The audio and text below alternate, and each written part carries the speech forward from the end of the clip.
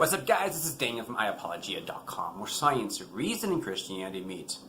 One of the topics that I really want to touch on today is a topic I just saw it on Facebook. A bunch of people posted about Andy Stanley, and there's a very negative comments. I have my laptop right in front of me, so if you see me looking down, I'll be reading some of the things that I've been seeing posted, or the article especially that people have posted about Andy Stanley.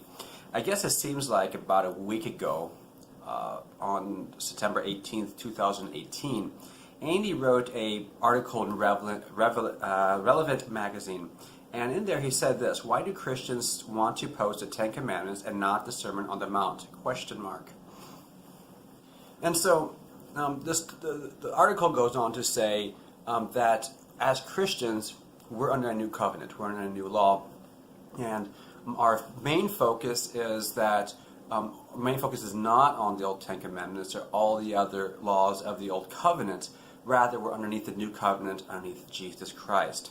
Now, the article that people have posted is from another magazine, from CBN, Christian Broadcasting Network, written by one named Benjamin Gill, where he goes in and talks about, the title of his article says, "Megachurch Pastor in Hot Water Again." And he quotes him, "Christians are not required to obey any of the commandments from the Old Testament." Well, and I read through both articles, and I was quite concerned because the article that was written by CBN News, first off, did not accurately represent totally what Andy said, and I think Andy could have been a little more clear in what he's talking about. But what he's saying is not false, and this is where I'm concerned, because on Facebook I've been seeing some people commenting on the article from CBN saying that, pretty much coming down to that Andy is a heretic almost, and that, where is he coming from, and he's deceiving people, stuff like that. No, I'm not going to stick up for Andy Stanley. I'm not his defender. I am not going to support him in any way, or not support him. That's not my point. But what he's saying here is true. And it saddens me that the Christians who are posting a response to him do not know what the Bible actually says on this matter. This is kind of a very serious point that I think as Christians we have failed to understand the truth of what the gospel is all about, and this is predicated upon that. And I think Andy is correct here in what he says. Now, I may not have presented as he did, nor maybe I would have used the same wording or same examples, but overall he is accurate in what he's saying. It comes down to this, and I'll post some links down below to my website where I have some articles, 3 articles, on this topic about how we are no longer underneath the old covenant. And if you have any question about that, go read Galatians. It goes into all detail about how we're under a new covenant. Or how about Acts 15? It talks about how we're under a new covenant. Jesus is the new covenant. His death and resurrection, the gospel is the new covenant. The old covenant has passed away. It's gone. Which means this: Andy is right. We are no longer under the laws of the old covenant, including the Ten Commandments. Now, this comes as a surprise to many people that, isn't the Ten Commandments good? Should we start murdering people? Should we start lying, or adultery, or worshiping idols? No, Andy did not say that. In fact, he did not say that at all. He did not say we should not, or that we should start doing the things that the Ten Commandments says we should not do. What he's saying is that we're no longer underneath the old law or the old covenant. Why? Because we're under a new covenant. It comes down to this, is that if you read Acts 15 or Galatians, it talks about the new covenant and how we're under that. And if you read through the whole scriptures and understand the big picture, it is that way.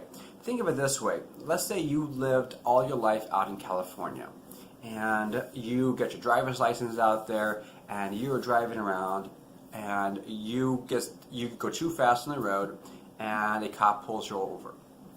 Fine. You get your ticket. Not good, but you deserved it. Now, let's say you're driving across country, and you come to, let's say, Iowa. So you get to the town of Iowa City in Iowa, and you are driving too fast, and you get a ticket. Well, are the Californian cops going to send you that ticket? Or is it the Iowa cops? No, it's the Iowa cops. Because why? You're underneath the Iowa law now because you're in the Iowa territory. All right, so you're no longer in California, you're in Iowa. So your rules that you have to follow are the rules from Iowa.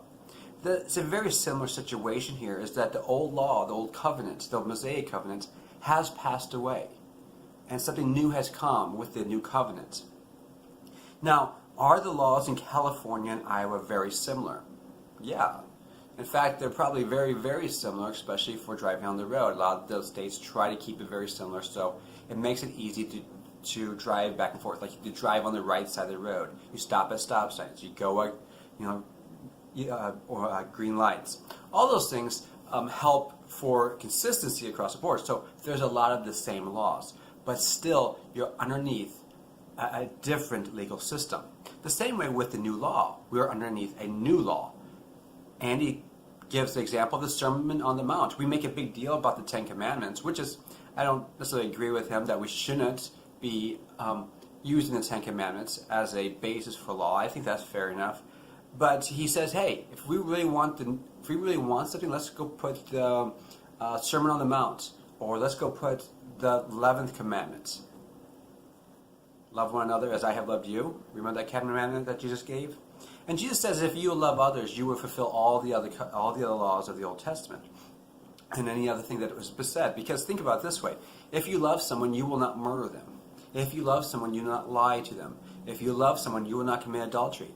If you love someone, you will not worship another god. If you love someone, you will not covet their stuff. If you love someone, you obey your parents. So all these things, or respect your parents at least, all these things are together. Okay, so love is all encompassing on the old principles of the old law. Now, in the new law, we have no rules or regulations that says that we have to worship on Saturday. You are totally free to worship on Saturday if you feel like it. No one's stopping you. There's nothing in the new covenant that says you have to worship on Saturday or Sunday or any other day of the week. Worship God. That's what we are called to do, whether that's Sunday, Monday, Tuesday, Wednesday, Thursday, Friday, or Saturday. But a lot of the other commandments that the Old Testament talks about, like the Ten Commandments, 9 of them are repeated again in the New Testament. Like, we should not have any other gods before us. We should not lie. We should not steal. We should not murder. We could go on and on. A lot of these same commands are repeated in the New Testament. Just like in different legal codes, we have a different legal system. This is what Andy is trying to say. Below, I will try to include, or above, wherever you see this, I'll try to include some links to 3 articles I have on my website that clarify this in a lot more detail. And so if you start hearing people on Facebook criticizing Andy Stanley on this point, it just shows to me that they have not understood the new covenant and not understood what Jesus is talking about. And maybe they should go back and reread what the new covenant is all about. And that's not a criticism necessarily, but an encouragement to you, is if you are concerned, maybe go back, 2 things. Go back and really read Andy Stanley for yourself. Don't just read like a secondary article from CBN, which is fine if you want to read the CBN News, but go click on the link back to the relevant magazine and read the primary source that he himself wrote. Also, if you can criticize him, go listen to him personally. He has all his stuff online. And before you criticize him, read and understand exactly what he's saying. Because what he's saying is not that radical in this thing. It actually is very biblical. And a lot of the apologists out there are saying it. He's just taking the apologetic material that almost all the other apologists, a lot of the other apologists like Greg Koukl or Frank Turk are saying, and he puts it into a church environment and makes it very powerful. Now, does he come across controversial? He does sometimes, and maybe that's kind of intentional. I don't know, because if you get a little bit of controversy, you get more people talking about it. When you get more people talking about it, you get more people listening to you and communicating on that topic, and you can show people what the truth is.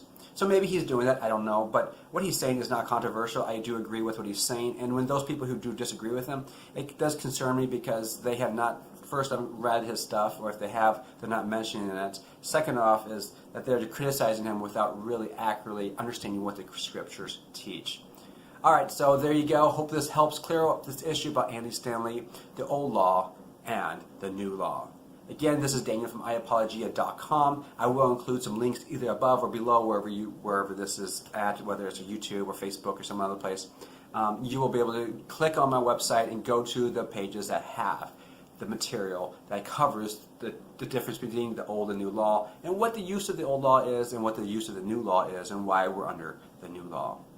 I want you to have a great day. Go out, give your world Christ.